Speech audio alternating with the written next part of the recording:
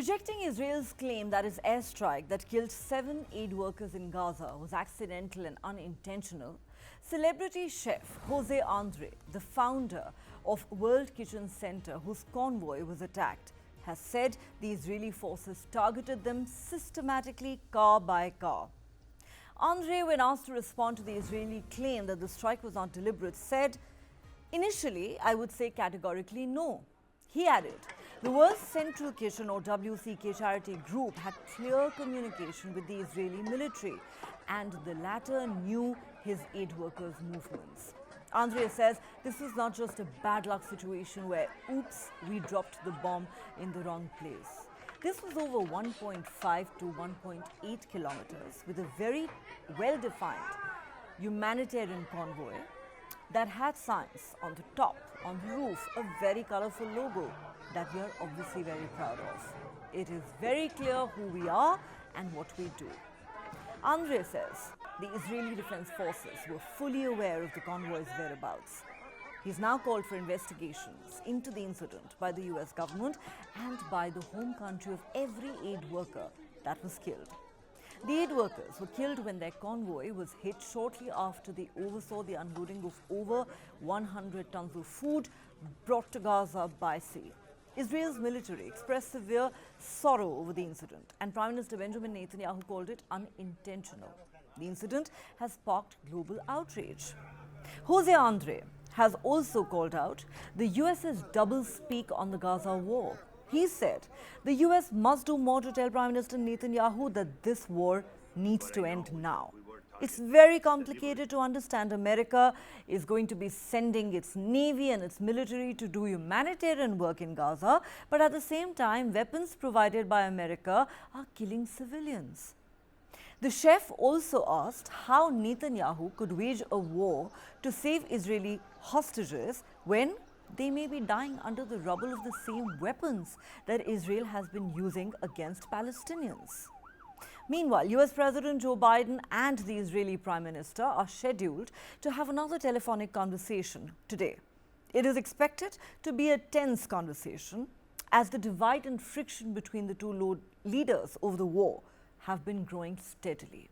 Analysts say the latest call will not only test the leaders' increasingly sour relationship, but also highlight a glaring contradiction in the US policy towards the war in Gaza, a conflict that potentially poses an existential threat to both of their political careers.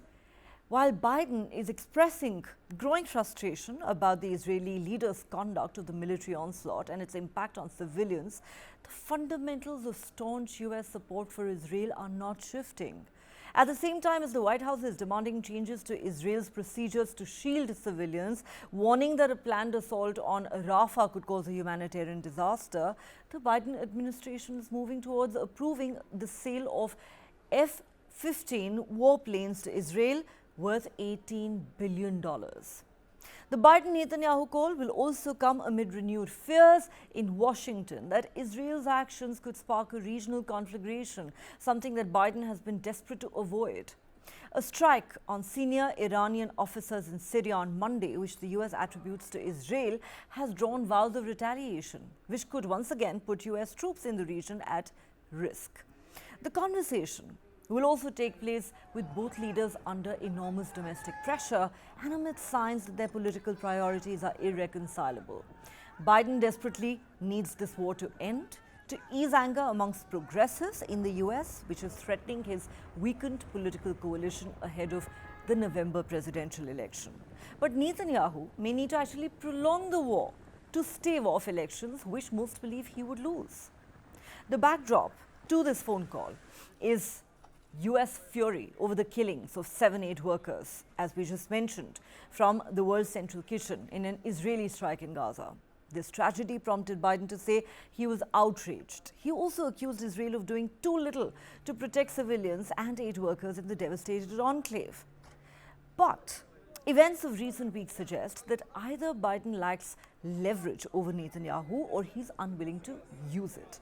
Some Democrats have called on the US president to impose limits on how US-made weapons are used by the Israeli Defense Forces. But Biden, the staunchest supporter of the Jewish state, among recent US presidents, has declined to do so. Netanyahu's unwillingness to listen to Biden and his recent steps to forge closer ties with Republicans on Capitol Hill are now beginning to cast doubts on the president's authority as a senior partner in one of America's closest alliances. Netanyahu too faces an enormous political challenge at home. His far-right coalition is teetering on the brink. On Wednesday, Benny Gantz, Netanyahu's rival and fellow war cabinet member, called for new elections in September. This followed the biggest demonstrations against the Israeli Prime Minister since the beginning of the war.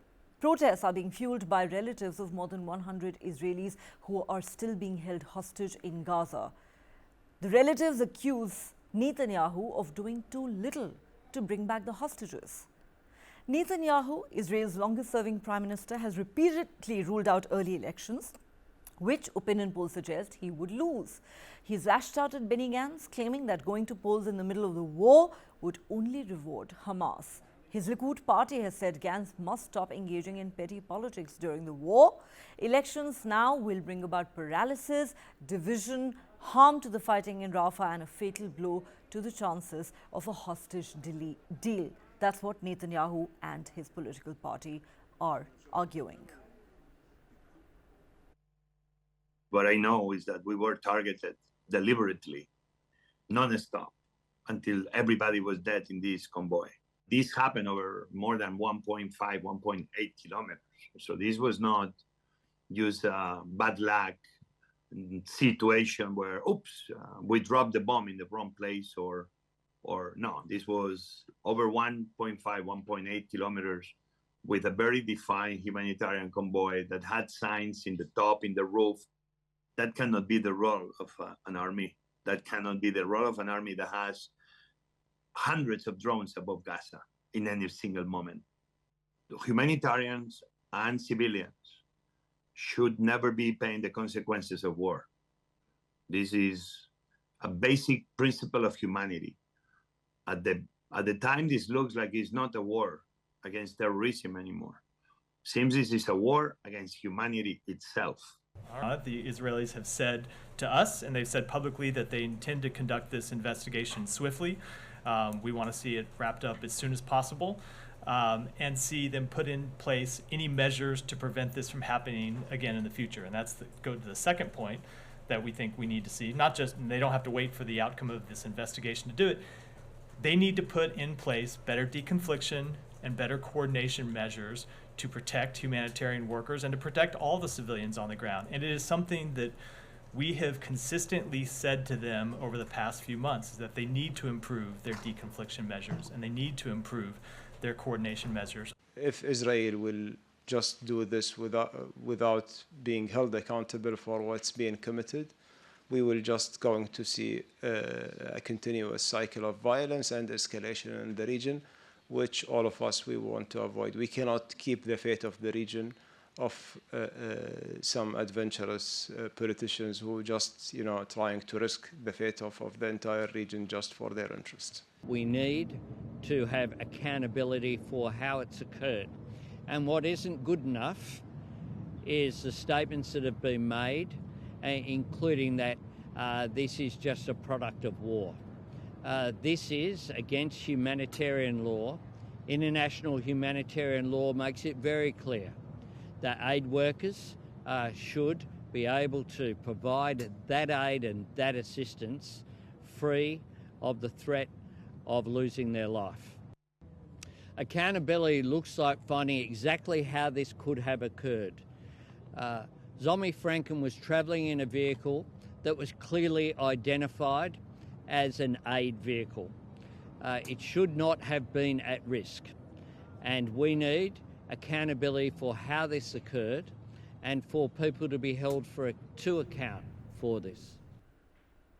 All right. So is this latest tragedy that's been reported in Gaza likely to further the friction and deepen the divide between President Biden and Prime Minister Netanyahu? Let's discuss these questions with our panelists. Joining me on Global Lens tonight, Dr. Wael Awad, strategic affairs expert. He, of course, understands the Middle East better than most others. Major General Ashwini Sivaj, defense and geopolitical expert, and completing the panel tonight is Patik Ritmain, foreign affairs analyst. Gentlemen, welcome to Global Lens. Thanks so much for joining me once again. Dr. Wael Awad, let me start with you. Now, we've seen global outrage over the killing of these 7 aid workers in Gaza. And while, of course, any death is one too many, and it is an enormous tragedy, but you know, there are those who argue today that perhaps we would not have seen so much outrage and such strong statements that come from President Biden and the British Prime Minister Rishi Sunak and the Australian Prime Minister had those who've been killed not been citizens of these Western countries, the United States, UK, Australia, Poland. And therefore, many are asking, are Palestinians children of a lesser God? If 32,000 of them have been killed, well, that doesn't really seem to have caused enough of outrage around the world. But these 7 killings have. And also, what do you make of what the founder of World Kitchen Center has said? He has completely contradicted Israel's claim that this particular airstrike was unintentional, or rather the killing of the aid workers was an accident, it was unintentional. Jose Andres says the Israeli forces knew exactly what they were doing. They were aware of our movements. They knew this was a convoy carrying aid for Gazans.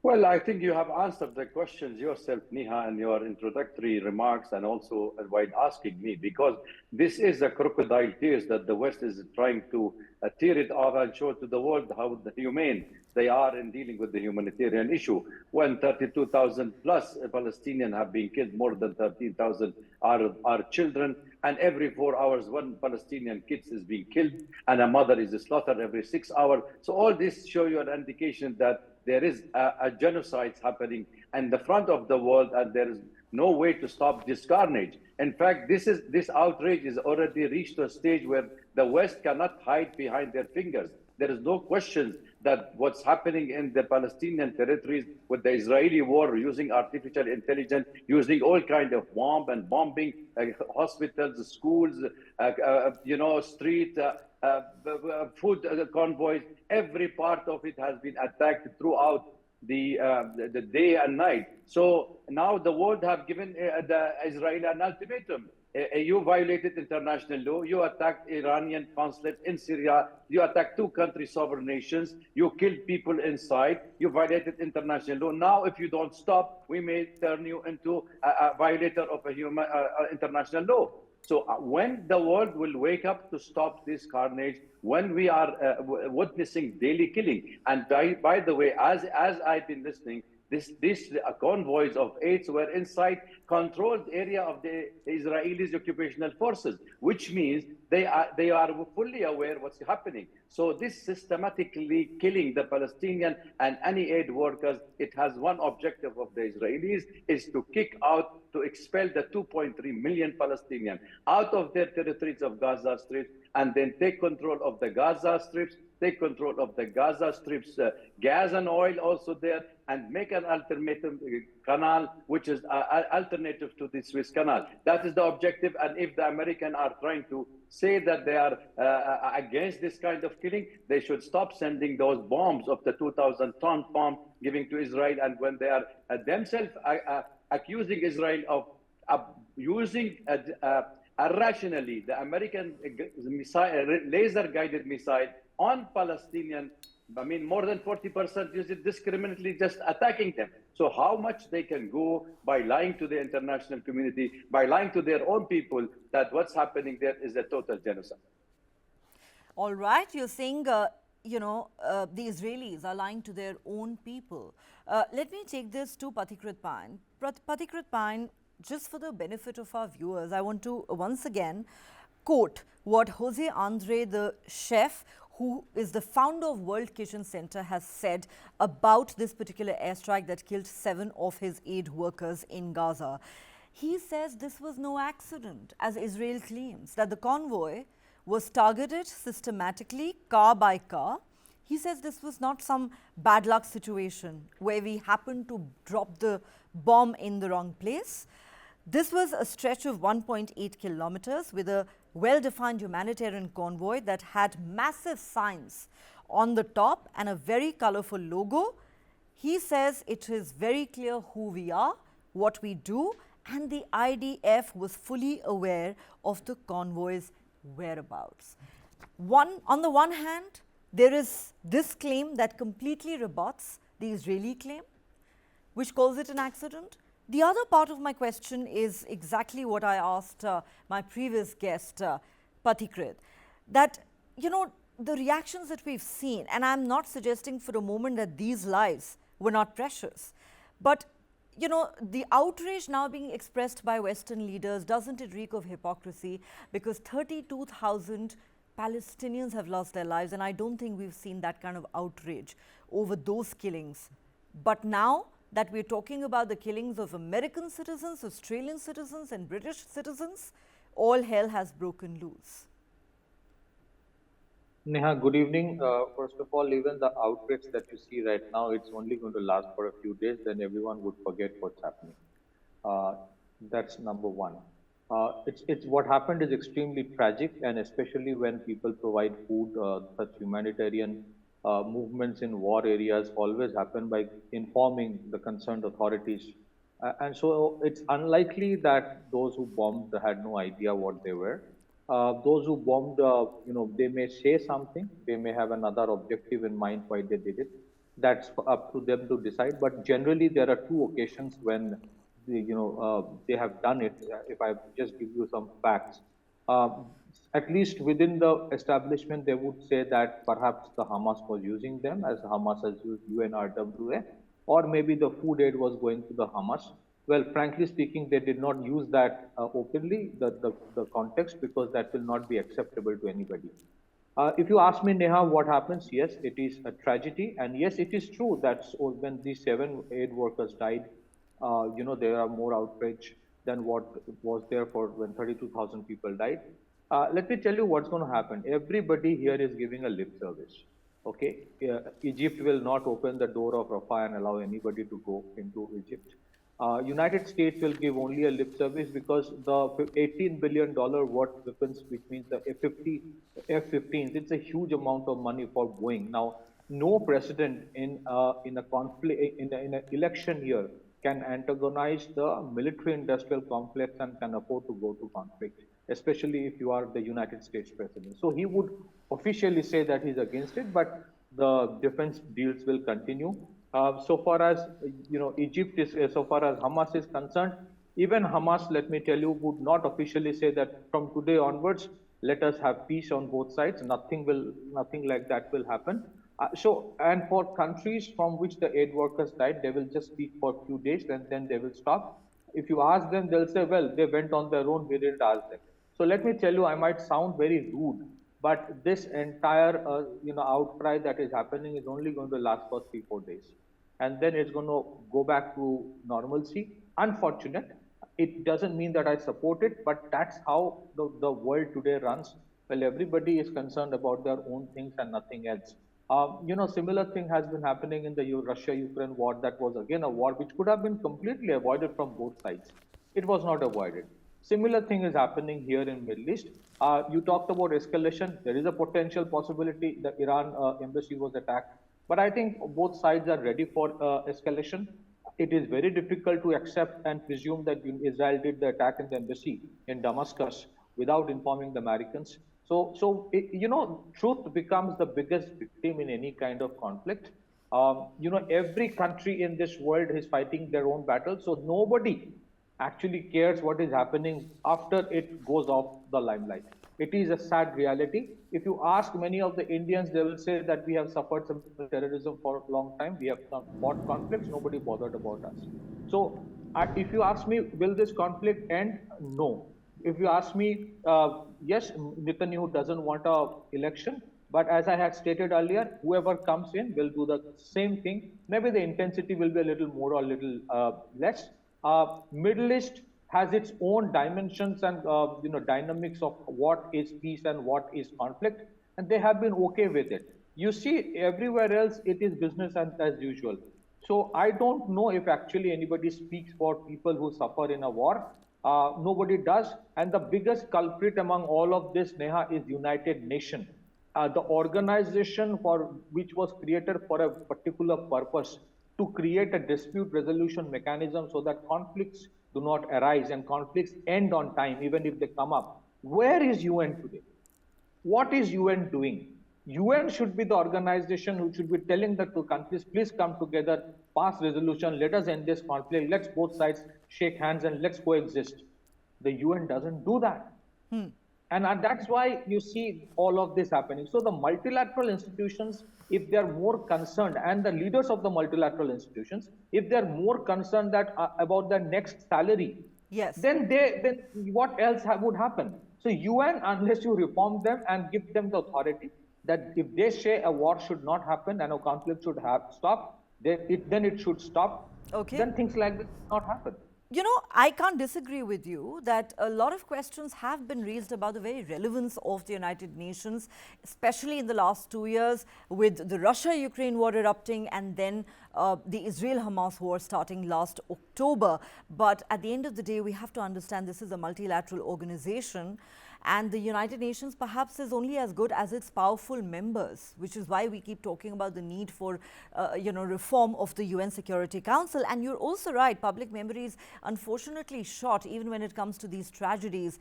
These precious lives lost will soon be forgotten, as those 32,000 Palestinians seem to have been forgotten by the world, as indeed those who've lost their lives in the Russia-Ukraine war. That is the unfortunate reality. The world seems to have almost forgotten about the Russia-Ukraine war.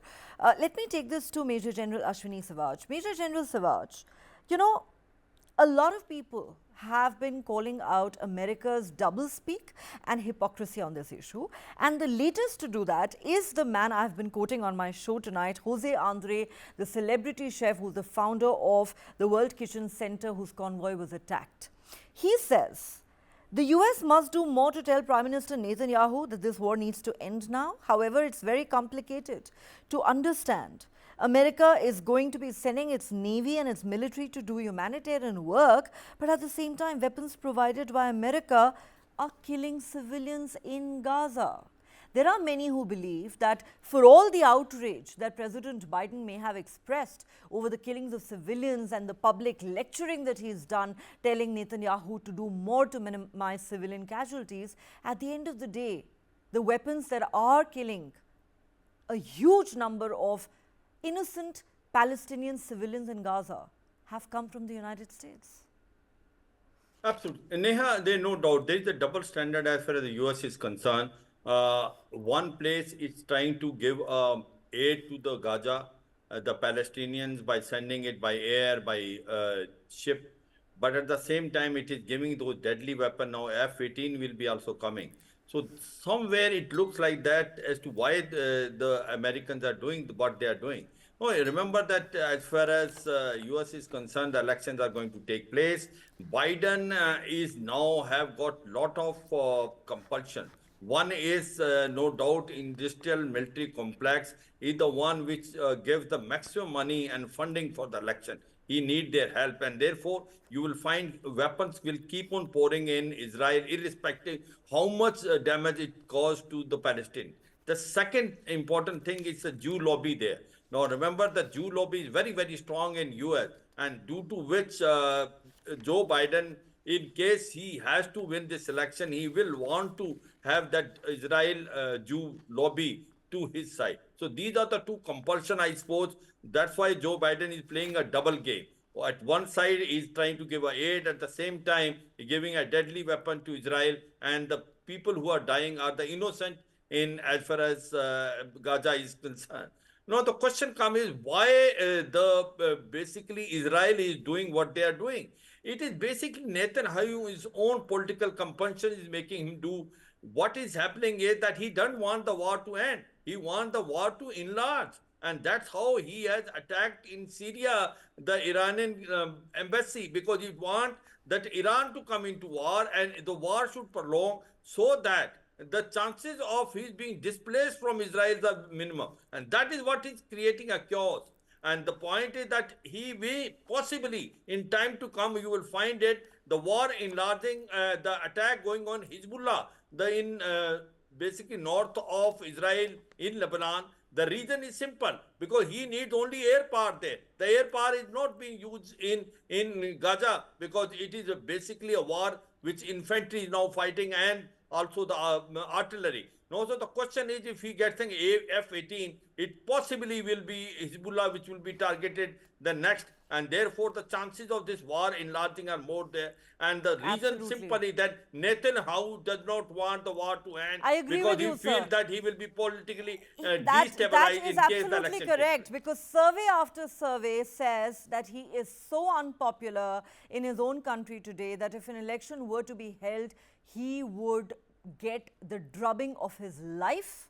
Remember, his rival and a member of the Netanyahu war cabinet, Benny Gantz, is already asking for elections in September. Of course, Netanyahu is not amused. He's lashed out at Benny Gantz.